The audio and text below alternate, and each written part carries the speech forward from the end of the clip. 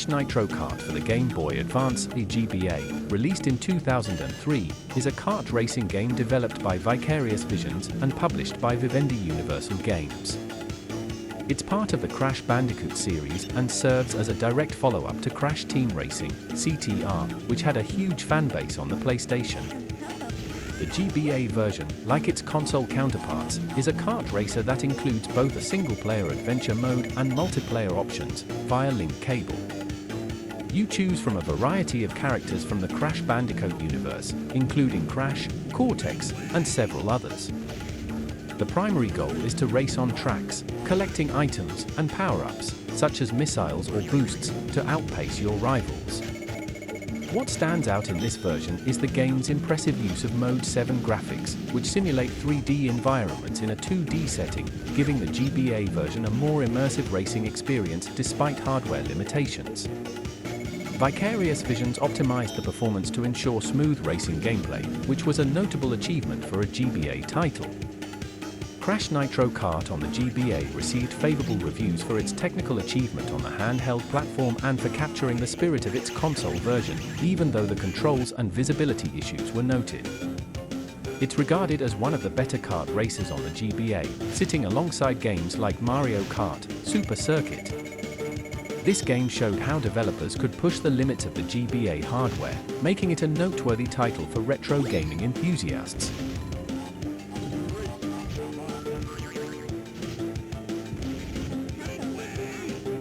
The development of Crash Nitro Kart (CNK) for the Game Boy Advance was an ambitious project, given that it was a handheld version of a game originally developed for more powerful home consoles, PlayStation 2, GameCube, and Xbox. The GBA version was developed by Vicarious Visions, a studio known for pushing the technical boundaries of the GBA and other handheld platforms. Vicarious Visions was no stranger to creating handheld versions of popular games. They had previously worked on several GBA ports, including Tony Hawk's Pro Skater and Spider-Man, gaining a reputation for squeezing impressive graphics and gameplay out of the GBA's limited hardware.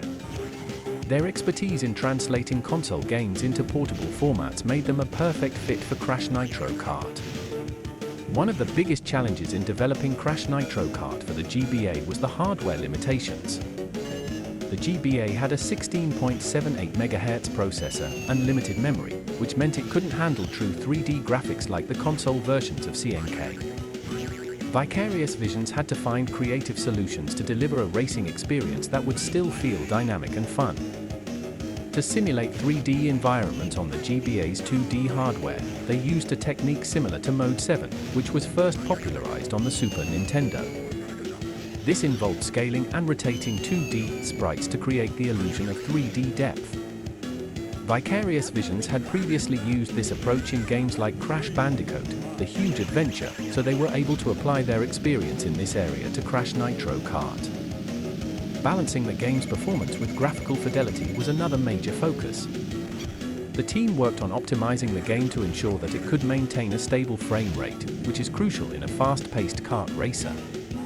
They simplified character models and track designs compared to the console versions, but still managed to capture the vibrant colors and distinctive environments of the Crash Bandicoot series.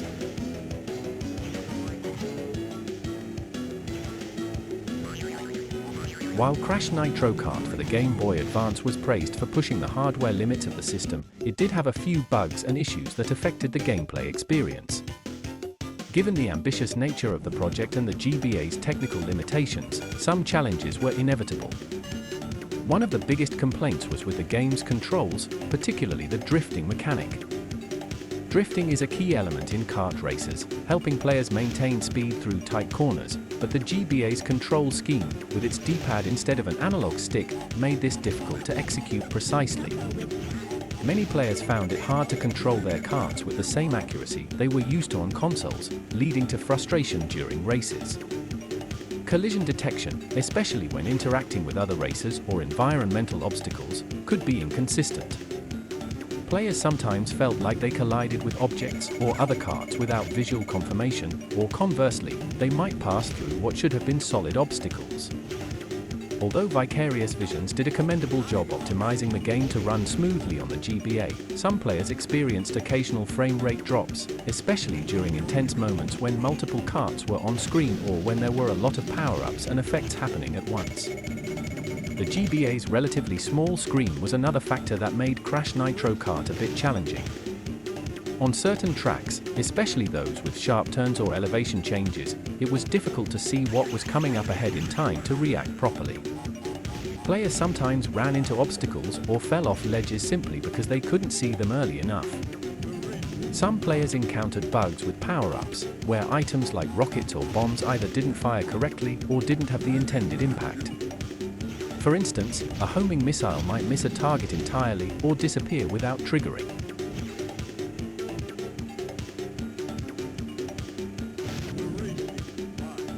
While Crash Nitro Kart held its own and was well received, it never reached the sales heights of Mario Kart, which had the advantage of the Mario brand and a larger fan base.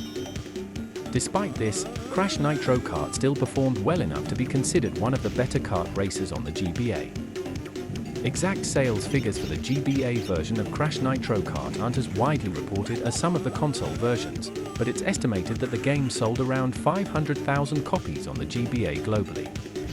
This is a solid figure for a handheld title, especially when considering the number of platforms the game was released on, which spread out its overall sales.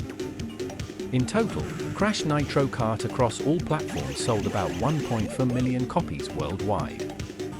While it wasn't a massive hit compared to some other Crash Bandicoot titles, it still performed well enough to keep the Crash franchise alive and relevant during the early 2000s.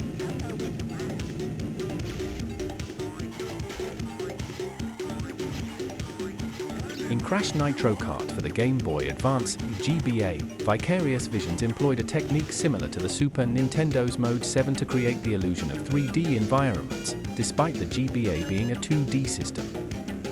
Mode 7 was a graphical trick developed for the SNES that allowed developers to scale and rotate a 2D background layer, giving the impression of a 3D space.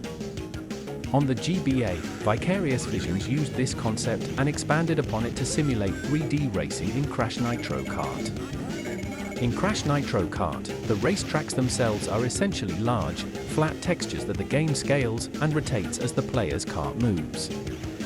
The track appears to stretch into the distance, and as the player turns, the track image rotates to match the direction of the kart. This gives the illusion that the player is driving in a 3D space, even though the track itself is a flat, pre-rendered texture. The GBA was capable of handling this kind of sprite scaling and rotation, making it ideal for simulating 3D racing games. The technique allowed the tracks to appear more dynamic, even though they were made of simple 2D textures. Vicarious Visions had to be extremely clever with the GBA's limited resources. They used various techniques to manage memory and ensure that the game ran smoothly, even when multiple races, power-ups, and environmental effects were present on screen. The developers likely employed some form of tile-based rendering, where sections of the track, tiles, would be loaded and unloaded dynamically as needed. This helped save on memory and ensured that the game could handle the large, detailed track layouts without overwhelming the GBA's hardware. Crash Nitro Kart on the GBA is a standout example of how the handheld system could be pushed to create what appeared to be a 3D racing game on a 2D platform. By using Mode 7-like scaling and rotation techniques, Vicarious Visions successfully simulated 3D environments and movement, giving players an immersive kart racing experience that was impressive for the hardware. This allowed Crash Nitro Kart to deliver a visually engaging game that felt fast and responsive, even with the GBA's technical constraints.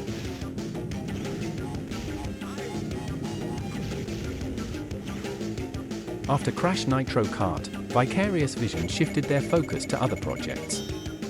Though they worked on a few more Crash titles for other systems, this was one of their last Crash Bandicoot games for the GBA.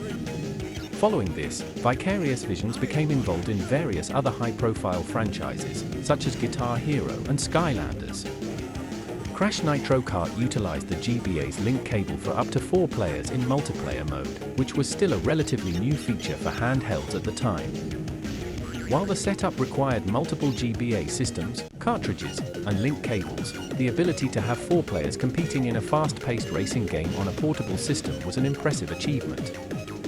This made Crash Nitro Kart one of the more ambitious multiplayer experiences on the GBA. Interestingly, some content that appeared in the console versions of Crash Nitro Kart was cut from the GBA version due to hardware limitations. For example, some of the more complex track designs and graphical effects from the console versions had to be simplified or removed entirely to fit the GBA's memory constraints.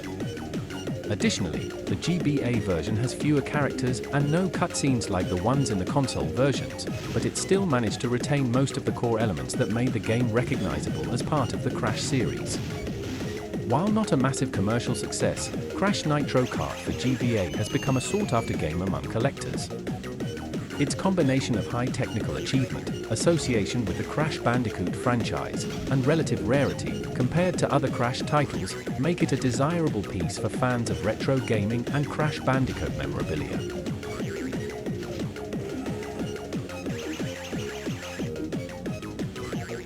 Well, that's gonna wrap up our deep dive into Crash Nitro Kart on the Game Boy Advance. It's always fascinating to see how developers push the boundaries of handheld gaming back in the day, and Crash Nitro Kart is no exception. From those Mode 7-inspired graphics to the GBA multiplayer link cable fun, it's a great reminder of how creative developers could get with limited hardware. If you enjoyed this video, don't forget to hit that like button. It really helps the channel and lets me know you want more retrospectives like this. And hey, if you played Crash Nitro Kart, I'd love to hear your thoughts.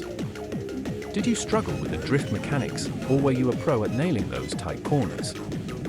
Let me know in the comments what you thought about the GBA version, or, even better, what other retro games you'd like me to cover in future episodes of No Drama Llama Gaming. And of course, if you're new here, make sure to subscribe and ring that bell so you don't miss out on any of the retro gaming content coming your way.